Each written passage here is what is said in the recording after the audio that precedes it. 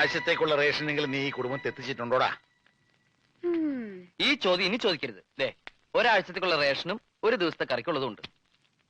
അയ്യേ, ഇതെന്താ മീൻ കൊണ്ടുവന്നിട്ടുണ്ടോ? ഇവിടെ മീൻ കൊണ്ടുവരാൻ പാടില്ലെന്ന് എനിക്ക് അറിഞ്ഞൂടാമേ. പിന്നെന്താ ഒരു നാറ്റം?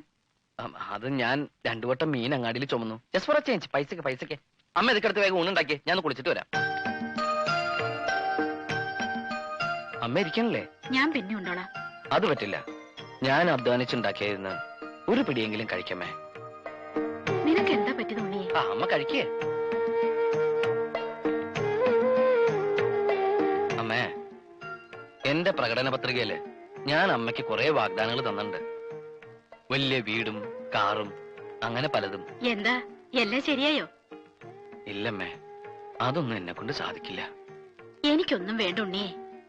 നിന്നെ ഈ കടക്കാരിട്ട് ഓടിക്കണത് കാണാണ്ടിരുന്നാ മതി. ഇനി ആരെ കൊണ്ട് ഒരു ശല്യം ഉണ്ടാവില്ല. എല്ലാം അവസാനിപ്പിക്കാൻ